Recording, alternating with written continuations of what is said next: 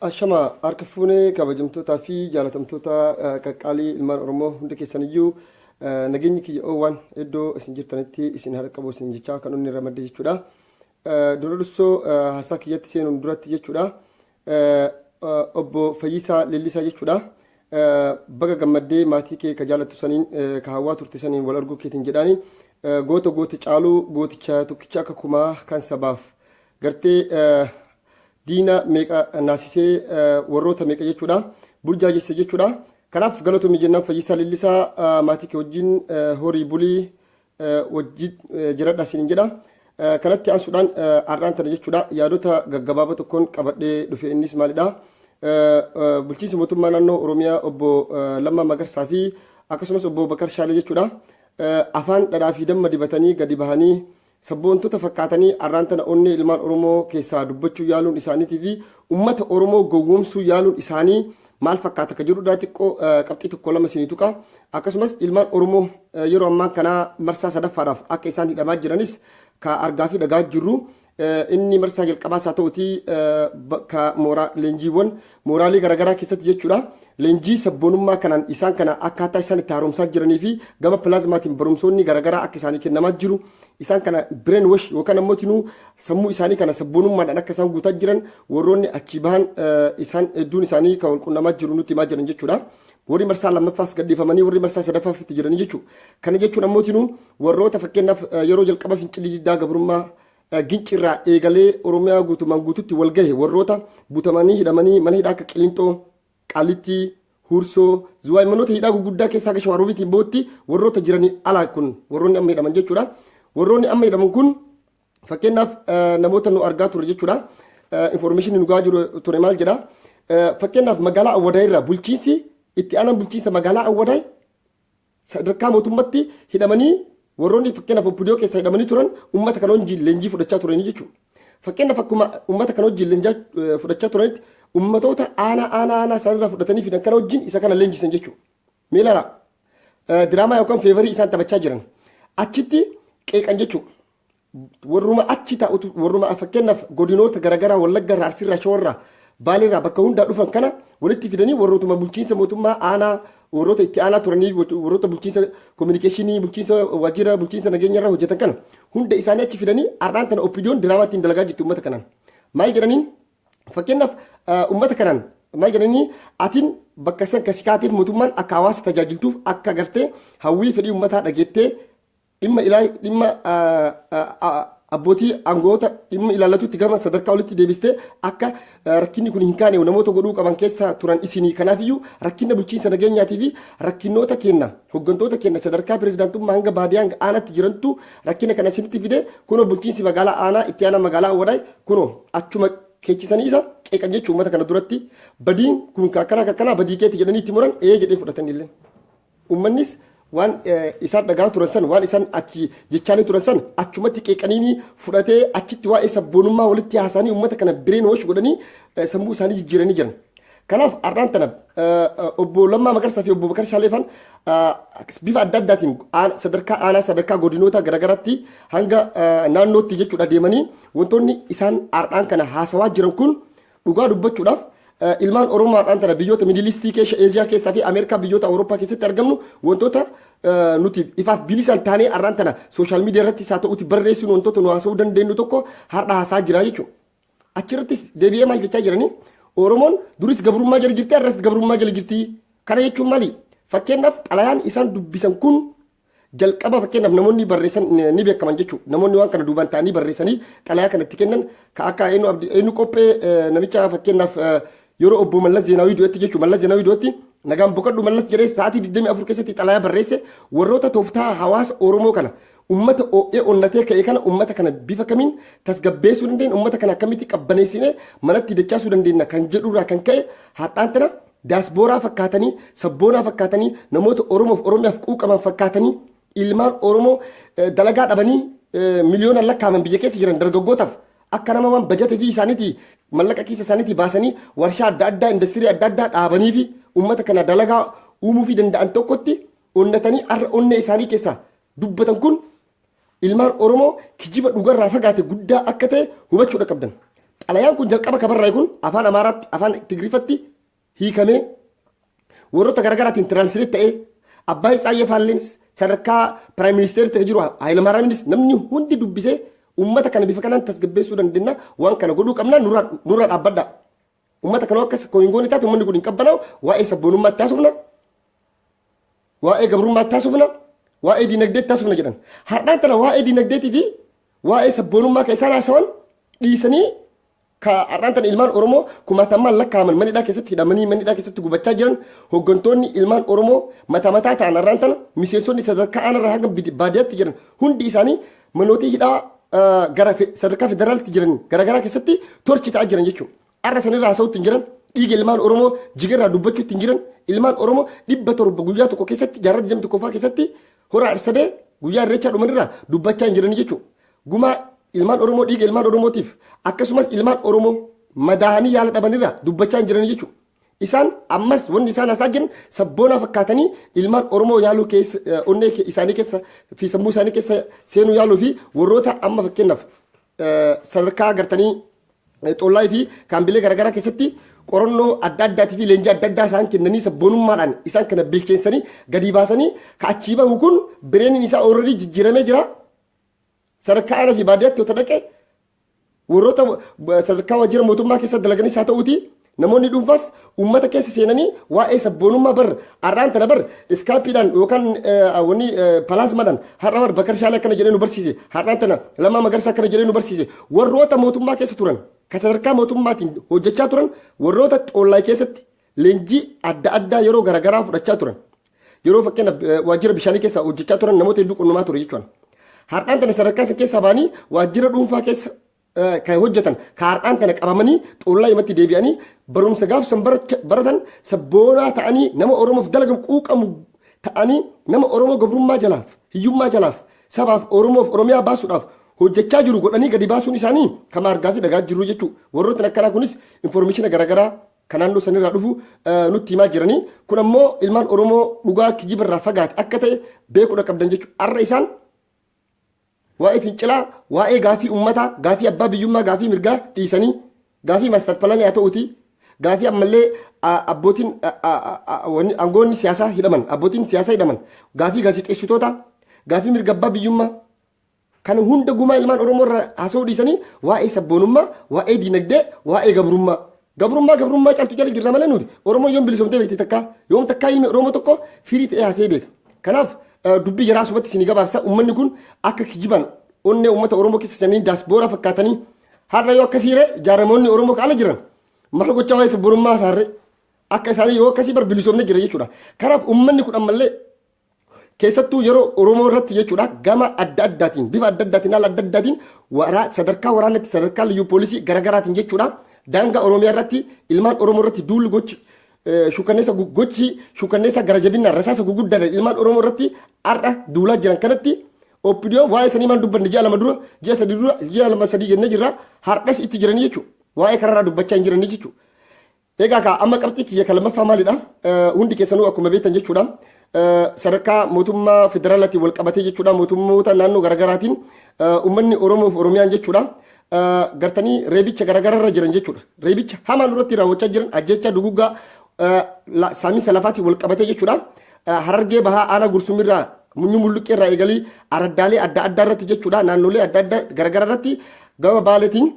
aanaa raayituu sawweena beeltoo daawwee sarara daawwee qaachan achiin hanga boorana mooyyaleetti jechuudha. Horsiisee bultoota kennaa fi akkasumas gartanii waa'ee lafa babal'ifannaa irratti tarkaanfiiwwan garaagaraa bifa haala adda addaatiin gartanii hundi keessan kan argaa jirtan sadarkaa waraana ittisa biyyaatiin jechuudha. Sadarkaa kumaandi poostii caala warroota ispeeshal foorsi jedhamee leenji'aman uummata kana keessa galchanii uummata kana lafarraa sodaachisanii buqqisuu akkasumas buqqisanii jiran alaabaa Oromoo wataachii kaasanii alaabaa bidiyoo jechuudha. Alaabaa mootummaa naannoo Ogaadeen wata achirra dhaaban mootummaa naannoo Somaalee kun dhugatti dubbachuudhaaf salphina guddaa oppidiyoo fi isaa ta'uuti nuufis akka sabatti nuuf salphina guddaa jechuudha. Nuti daangaan teenna seentimeetiriin takka nurraa fudhatamu jechuun nuuf qaanyii guddaan nuti miliyoona 40 geenyu jechuudha. Kanaaf maal jechuu barbaada wanti tokko kan bira darbuu hin barbaanne jechuudha. Ilmaan Oromoo waan akkasii ni dhaama waan akkasii ni hima. Fakkeenyaaf duguuggaa sanyii ilmaan Oromoo irratti raawwatamaa jiru kana waa'ee babal'ifannaa lafaatiin wal qabatee mootummaan OPDO maaliif callisoo ka jettan taatan dubbii gabaabdu yeroo fincilli didda gabrummaa irraa eegalee hanga xumura gabrummaa garutti yeroo uummanni Amaaraa Gondarii fi naannoo garaagaraa itti ka'etti jechuudha uummanni qimaatti mootummaan kun carraa tokko hin qabu jechuudha uummanni maajoritii lamni itti ka'ee jira kanaaf carraan inni qabu uummata maayinooritii qabachuudha Sumaalee qabatee jira biyya keessaa fi biyya alattis mootummaa kanarratti uummanni tokko ta'ee hiriira bahaa ture Oromoonis Amaaraa wajjin yeroo garaagaraatti bakka adda addaatti hiriira godhaa turan jechuudha yeroo kanatti mootummaan kun burjaaja'uun carraa dhabuudhaan gara mootummaa Ogaadeen deemee mootummaa Ogaadeen qabate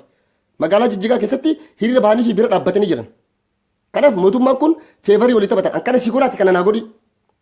kanaaf yoo arraan tan achirraa kaasanii hanga Shashamannee hanga Awaash dhufan dantaa wayyaanati miti dantaa Oromoo taati malee kana Oromoon jala sarartanii beekuu qabdan kanaaf uummanni Oromoo bakka jirtani Oromiyaan Oromoo malee nama tokko hin qabdu wata akka hin qabdu jechuudha gantoota saataaniiti kanaaf maaster pilaaniin jechuun kadaanga babal'ifannaa kunis maaster pilaanii fakkeenyaaf yeroo maaster pilaaniin keessatti jechuudha qabsoon fincila maaster pilaanii bara 2014 eegalee ture akka guutuu Oromiyaatti ammoo tinu ka eegale bara 2015 dhumarratti eegale jechuudha gincirraa eegale jechuudha waa'ee manca'uu daggalaatiin wal qabatee maqaa investimentii kan kenname jechuudha har'aan tana Oromoo mee Oromooti yaa dhaabbaddaati ilaala kunis Oromoo sunis Oromoo kunis lafa sunis lafa har'aan tana uummanni Oromoo fakkeenyaaf bifa jaarmiyaatiinis haa ta'uti bifa hooggansaatiinis akka dhuunfattis haa ta'uti akka gartee Oromiyaattis haa ta'uti nuti uummanni kun ji'a sadii dabran kana keessa jechuudha haala adda addaatiin tarkaanfiiwwan garaagaraa uummata kanarratti fudhatamaa jira namoota isaan dura dhaabbatan ati shororkeessadha ati alaabaa aboo dhaabuu jirta alaabaa kaan buqqistee alaabaa Ogaadeen buqqistee alaabaa OPDO dhaaben alaabaa aboo dhaabuu jirtan jedhanii kanaaf uummata keenya kanarratti dhiittaan mirga dhala namaa gochiisuu kanneen gara jabinaan irratti fudhatamaa jiru kun ka Harargees ka Baalees ka Shawaas ka Arsiis ka Booranaas ka Gujiis ka Jimmaas ka Wollos hunda guutuu Oromiyaa hanga Shawaan bootti ilaallachuu qaba isa kana quuquu qaba isa gubuu qaba jechuudha kanaaf galatoomaa isinin jedha warroonni hanga ammayyuu waan kana jala deemtanii gabaasaa jirtan xiinxaltoota siyaasaatii fi Oromoo miidiyaa neetworkii jechuudha galanni keessan bilisummaa ta'u warroota bilbiltanii haala naannoo sin jiru ummata keessaniif gabaasaa jirtan warroota dhugaadhaan dalagaa jirtan dhugaadhaan hojjechaa jirtan jechuudha. Mee fakkeenyaaf sadarkaa hooggansatti sadarkaa jaarmiyaatti mee jaarmiyoota Oromoo biyya alaa jiran keessaa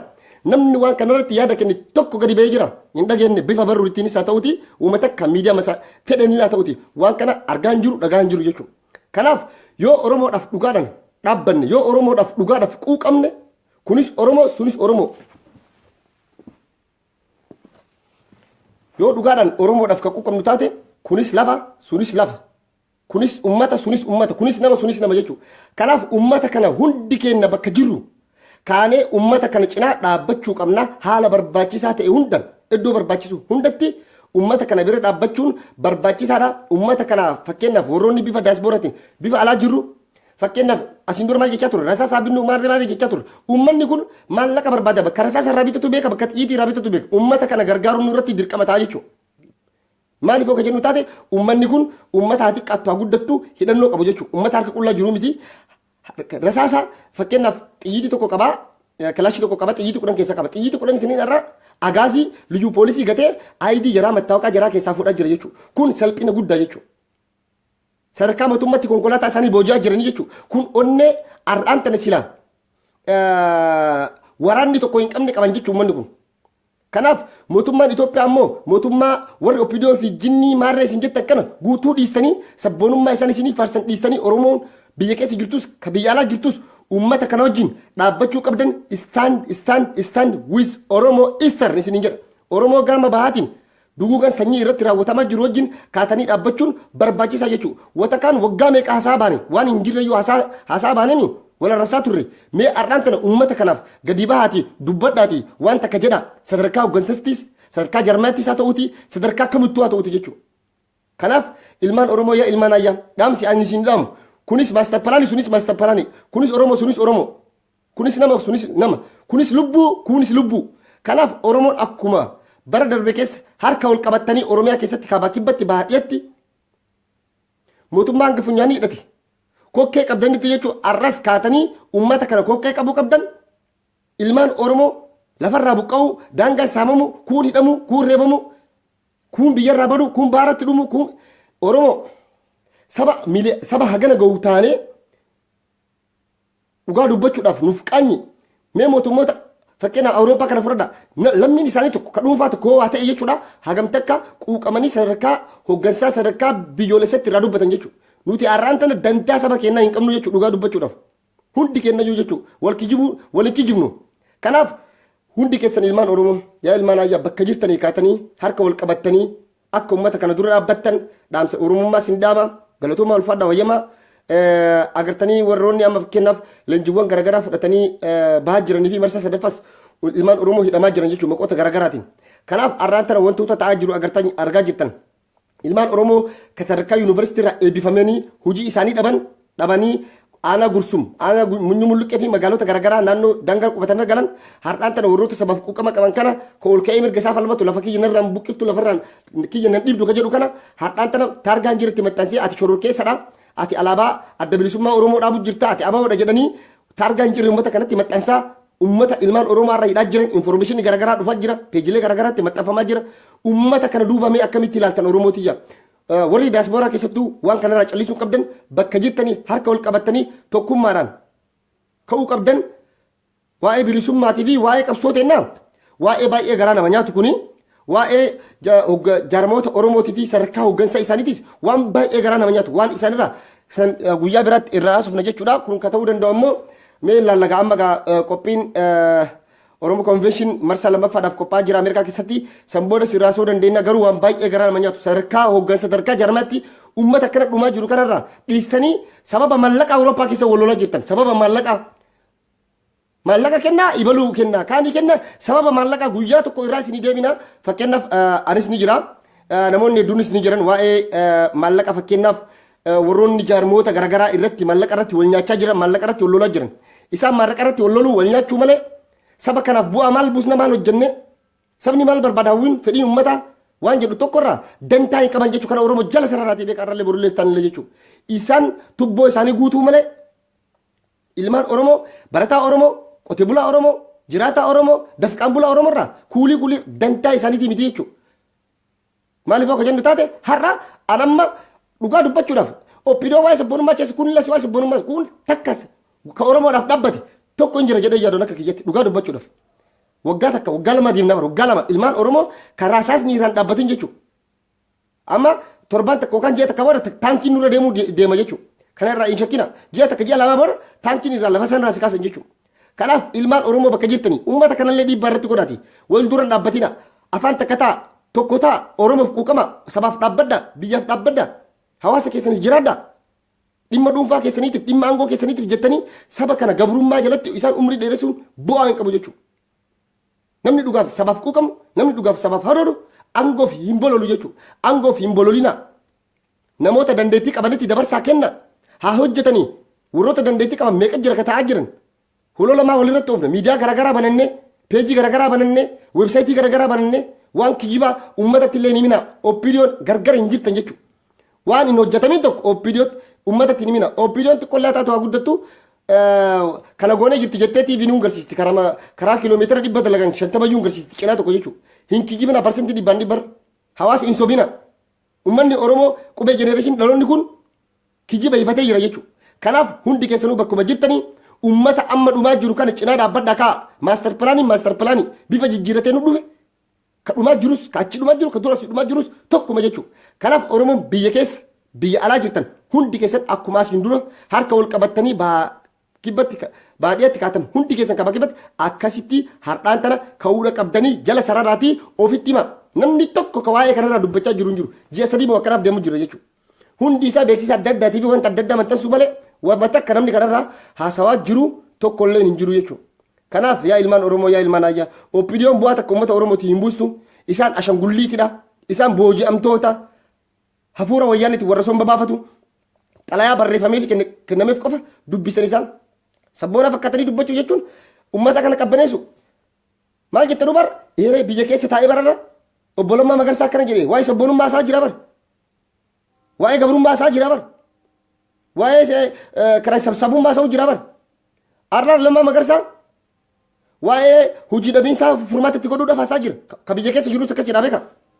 haamileen xiqqollee taatu waatu itti dhaga'amu kun siyaasa dubbii siyaasati waan gochuu qaban godhan jarri garuu nuti hubannee irra dhaabbachuudha qabna sabni keenya shira isaanii kana ammoo irra aanuudhaaf waan kana hundi isaa bakkuma jirutti hubachuudha qaba jechuudha. Kanaaf har'a inni gabbahee tiitisni jedhee bara kinnisni gosa tiitisaati tiisisni bittinnaa'e kinnisni bittinnaa'e maal ta'a tiisisa ta'a kanaafiyyuu tiisisni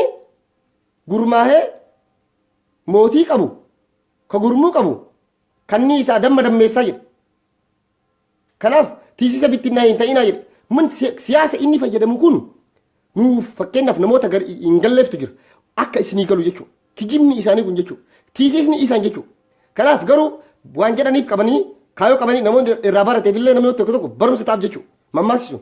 garuu kanaaf ilmaan Oromoo bakka jirtanii harka wal qabadhaatii kaa isiniin jedhaa galatooma ulfadhaa wayyamaa na jiraadhaa na of kolchaa isiniin jedha.